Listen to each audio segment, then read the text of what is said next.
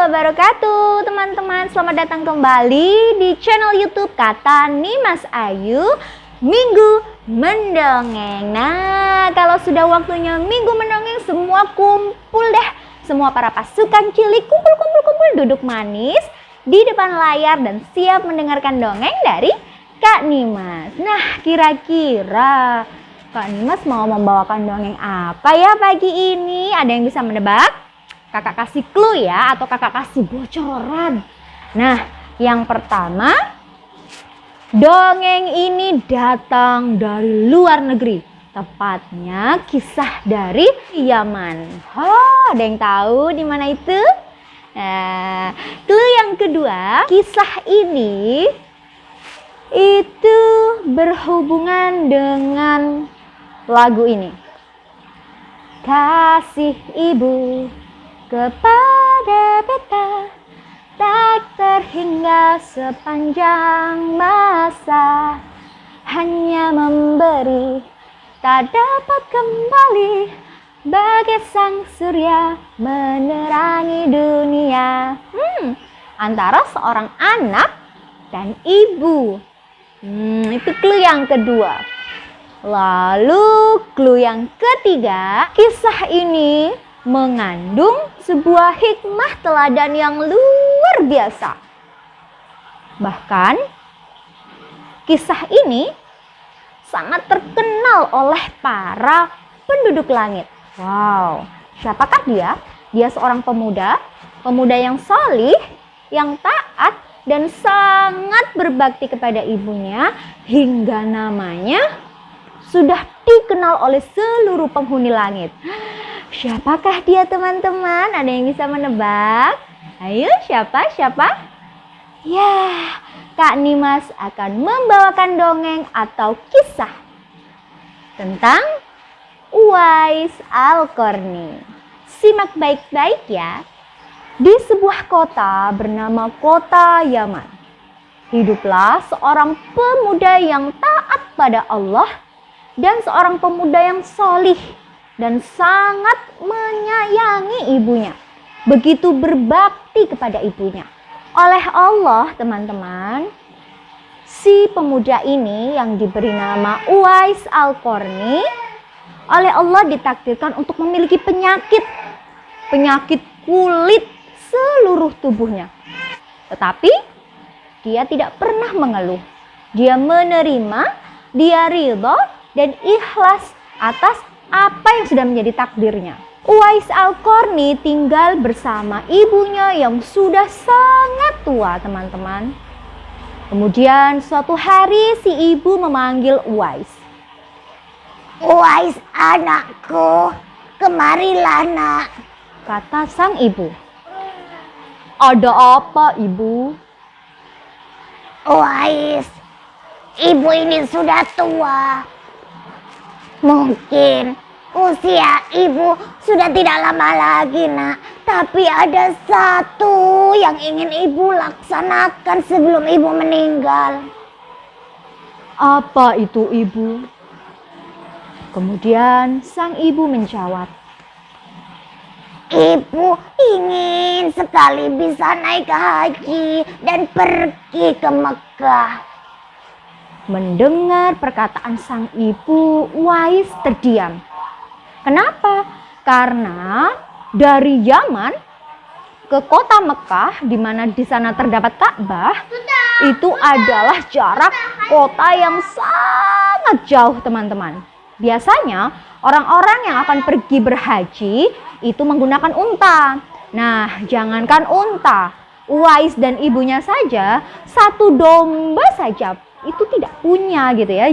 Uwais yang mendengar perkataan sang ibu kemudian berkata, baik ibu, insya Allah aku akan berusaha membawa ibu untuk pergi ke Mekah dan kita akan berhaji bersama-sama.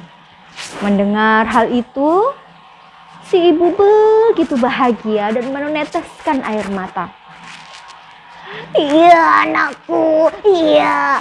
Alhamdulillahirrahmanirrahim. Semoga apa yang kita inginkan bisa tercapai dan dikabulkan Allah. Kemudian Meskipun tidak tahu bagaimana caranya, pada saat itu Uwais hanya bisa berdoa. Dia tidak tahu harus seperti apa. Seperti yang kakak sebutkan tadi, jangankan unta, domba 1 ekor saja tidak punya teman-teman. Lalu kira-kira harus seperti apa dong Uwais? Ada yang tahu? Nah, sebelum melakukan hal ini itu, Uwais yang pertama kali dilakukan adalah apa? Berdoa. Kemudian Uwais berdoa kepada Allah. Ya Allah, aku tidak tahu harus seperti apa.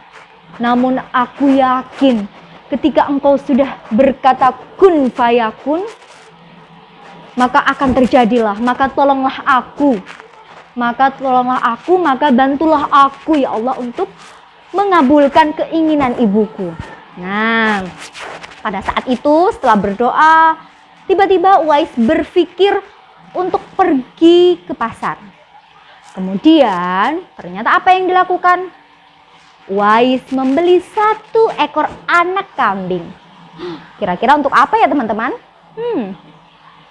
Ternyata Uwais menggunakan 1 ekor anak kambing itu untuk digendongnya. Digendong? Iya, digendong, kemudian dia naik turun bukit setiap hari. Jadi ketika anak kambing itu masih kecil, sampai dia usia 8 tahun, jadi sudah 8 tahun lamanya ya, si Uwais pergi naik turun bukit. Orang-orang yang melihatnya merasa, Sedang apa dia? Kenapa dia menggendong kambing naik turun bukit? Oh, Uwais sudah gila. semua mencemoohnya. Semua merasa bahwa Uwais sudah gila karena melakukan hal yang sia-sia. Ternyata teman-teman, setelah 8 tahun berlalu, kini Uwais tumbuh semakin menjadi pemuda yang kuat, kekar, dan kesehatannya semakin luar biasa. Nah, saat itulah ia berkata kepada sang ibu, "Ibu, aku akan membawa ibu ke Mekah." Dengan apa, Uwais? "Naiklah ke pundakku.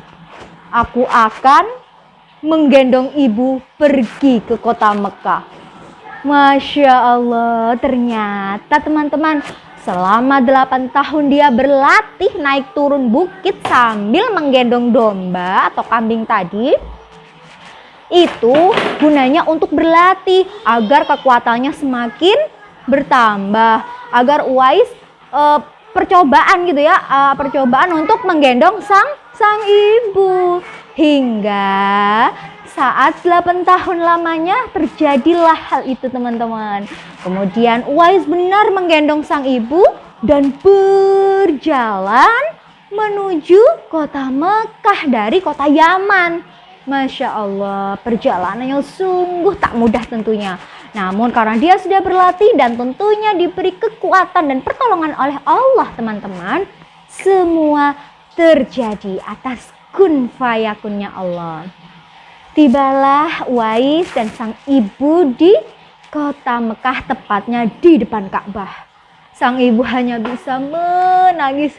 Ya Allah, Alhamdulillah, akhirnya Engkau takdirkan aku dan anakku bisa berhaji, ya Allah. Keduanya kemudian sujud syukur, ya Allah.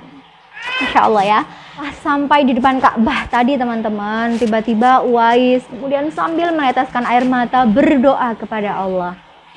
Ya Allah, terima kasih karena telah mengabulkan keinginan kami. Dan aku mohon, ampunilah segala dosa-dosa yang telah dilakukan ibuku dan masukkanlah ibuku ke dalam surgamu. Itulah doa Uwais. Bukan mendoakan diri sendiri, tapi mendoakan ibunya. Kemudian sang ibu berkata, Uwais, kenapa kau hanya mendoakan ibu? Kenapa kau tidak mendoakan untuk dirimu, nak? Kemudian Uwais berkata, Ibu, cukuplah bagiku ridho darimu yang akan mengantarkanku ke surga.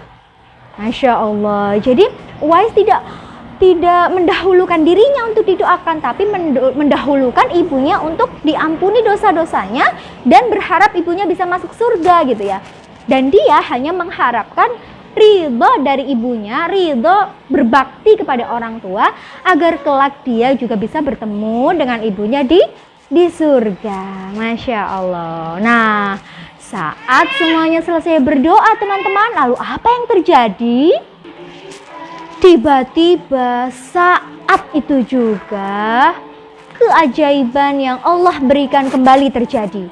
Seluruh penyakit kulit yang ia alami selama ini oleh Allah disembuhkan, oleh Allah diangkat sebagai bentuk balasan dari ketaatannya kepada orang tuanya, yaitu ibunya. Masya Allah, pada saat itu Uwais dan sang ibu bersujud syukur dan sangat bersyukur atas apa yang telah diberikan oleh Allah kepada mereka berdua.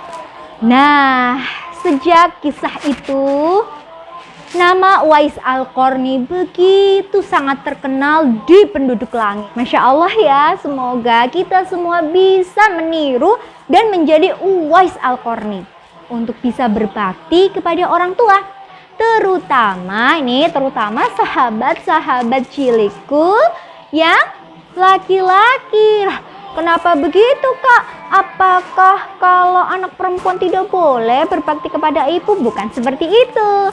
Kalau anak laki-laki itu sampai kapanpun surganya ada di kaki ibu, surganya tetap ada di ibu gitu ya. Seperti Uwais Al-Qarni ini, karena dia laki-laki, dia pemuda yang salih, dia pemuda yang tahu tentang ilmu dan taat kepada Allah, maka dia melaksanakan perintah Allah, yaitu untuk berbakti kepada orang tuanya, yaitu ibunya. Lalu bagaimana, Kak, kalau kita sebagai perempuan? Sama, kita harus juga tetap berbakti. Bukan berarti ketika kita sudah dewasa, telah sudah menikah, sudah memiliki suami dan keluarga kecil sendiri, punya anak gitu ya. Bukan berarti kita terus tidak berbakti kepada orang tua kita. Tidak boleh, kita harus tetap mendoakan, berbakti kepada ayah dan ibu kita, terutama ibu kita gitu ya. Allah dan Rasulullah mengatakan bahwa siapa yang harus kita hormati dari orang tuaku ya Rasulullah gitu. Jawabannya adalah ibumu, baru ayahmu gitu. Artinya keduanya harus ditaati gitu ya. Artinya semua harus dihormati dan harus berbakti kepada keduanya. Tapi begitu Rasulullah menggambarkan kamu harus lebih dan lebih taat kepada ibu gitu, karena ibu itu yang surganya kamu itu ada di situ. Nah, seperti itu. Itu adalah laki-laki, karena sampai kapanpun anak laki-laki itu surganya ada di ibunya, teman-teman. Seperti itu. Kalau perempuan, ketika dia sudah menikah, surganya ketika dia awalnya masih kecil, surganya itu ada di ibunya. Nah, ketika nanti sudah menikah, ketika nanti sudah punya suami, maka surganya itu berpindah kepada suami. Artinya sangat boleh, sangat dianjurkan untuk berbakti kepada orang tua meskipun itu perempuan. Tapi tetap dengan melakukan apapun harus atas seizin suami, asalkan semuanya sesuai dengan syariat gitu ya. Nggak boleh hal-hal yang menentang ajaran agama. Oke teman-teman, itulah kisah yang sangat luar biasa dari penduduk yang terkenal namanya di langit, yaitu Uwais Al-Qarni. Semoga semuanya kita semua bisa mencontoh, bisa mengambil hikmahnya dan bisa mengikuti dan meneladani si Uwais ya, untuk senantiasa berbakti kepada orang tua kita. Seperti itu teman-teman. Sampai ketemu lagi dan jangan lupa ya. Oh iya, tadi lupa. Bagi yang sudah mendengarkan, jangan lupa yang belum klik subscribe, klik dulu subscribe-nya, lonceng dan like, biar nanti kalau misalkan Kak Nimas upload lagi, teman-teman bisa dapat notifikasinya. Oke, sampai ketemu di minggu berikutnya. Bye-bye, assalamualaikum semuanya.